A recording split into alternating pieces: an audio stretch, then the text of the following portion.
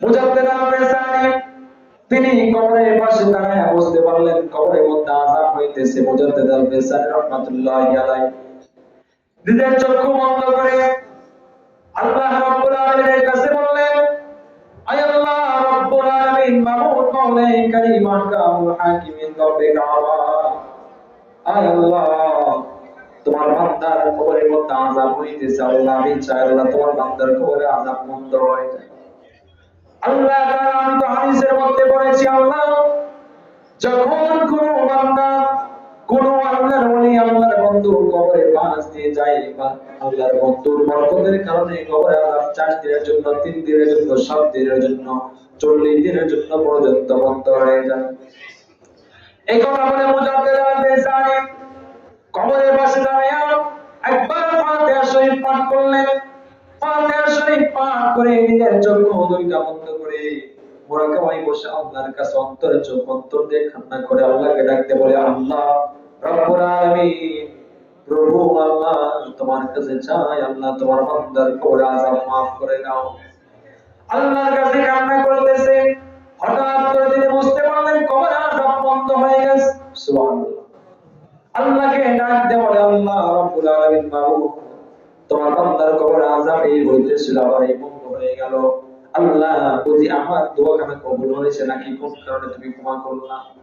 আল্লাহ বলে, মুজাদ্দেদ শোনো, কোন বান্দার কারণে 7 দিন 40 দিনের জন্য বন্ধ হয়, কিন্তু তুমি জামানার মুজাদ্দেদ তুমি এমন ভাবে আমার কাছে চেয়েছো, তুমি এমন একটা আমল আমার কাছে করেছো, এমন একটা গুরুত্বপূর্ণ ইবাদত করেছো আমার দরবারে, আমি আল্লাহ রাব্বুল আলামিন 3 দিন নয়, 4 দিন নয়, 7 দিন নয়, 40 দিন নয়, আজ থেকে নিয়ে কিয়ামত পর্যন্ত আমার বান্দার কবরে আযাব maaf করে দিলাম। সুবহানাল্লাহ। এটা হলো ওলিদের বরকত। তাই এই যে এই জমিনের মধ্যে আল্লাহর ওলি শুয়ে আছে, এখানে বরকত নাই, রহমত নাই? অবশ্যই আল্লাহর রহমত আছে। কারণ হলো আল্লাহর ওলিরা বিদায় নিয়েছে, শত শত বছর চলে গিয়েছে, 800 বছর, 1000 বছর, 1200 বছর চলে গেছে, কিন্তু আল্লাহর ওলিদের মান, তাদের আকর্ষণ, তাদের সম্মান কিন্তু বিন্দু পরিমাণ কমে নাই। কমেছে? হযরত শাহজালাল, শাহমুরাদ, শাহ সুলতান, শাহ আহমেদ এদের মান কমেছে? এদের কিন্তু একটু মান কমে নেই, বরং দিন যতই যাচ্ছে তাদের মান ততই বেড়ে যাচ্ছে, তারা ততই প্রসার হচ্ছে, তাদের দিকে মানুষ ততই আকর্ষিত হচ্ছে। ঠিক না? কারণ কি? তারা আল্লাহর ওলি ছিল।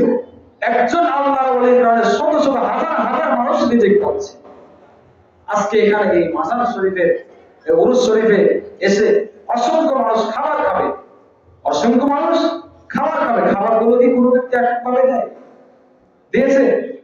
বিশ্বের তো অনেক বড় বড় ধনাঢ্য শিল্প লোকেরা মৃত্যুবরণ করেছে, তাদের এখানে এমন হয় শত শত হাজার হাজার মানুষ এমন খাবার পায়? পায় না। কিন্তু শাহজালালের মাজারে গিয়ে দেখে দিনের পর দিন, বেলার পর বেলা, শত শত বছর চলে যাচ্ছে, কতগুলো পাগল কমে না, বরং দিন যতই যায় ততই পাগল বাড়ে। তবুও পাগলদের খাবার কোথায় থেকে তৈরি হয় আমার উপর আল্লাহই ভালো জানে। এরপরে তাদের আকর্ষণ কখনো কমে না।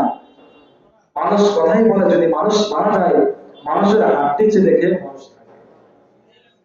এই যে আল্লাহর ওলি চলে গিয়েছেন, সাধারণ একটা মাজার শরীফ, মাজার শরীফ, এখানেই কত মানুষ আছে, হাজার হাজার মানুষ আসছে, ভালোবেসে টাকা দিচ্ছে, দান করছে। কার জন্য? তারা যারা এখানে আশেক ভাইরা আসবে, জাকের ভাইরা আসবে, একত্রিত একসাথে সমবেত হবে, তারা খাবে। এটা যারা সবাই পাবে। একজন ওলির কারণে শুধু একটা গ্রাম নয়, একটা দেশ নয়, প্রতিটা দেশের যতগুলো ওলি আছে, একজন ওলির কারণে পুরো দেশ পর্যন্ত শান্তি থাকে। এই বাংলার যখন ইসলাম যখন ছিল না, তখন ইসলাম নিয়ে আসছে একজন ওলি। এই ওলিরা ইসলাম নিয়ে আসছে। কথা বলেন।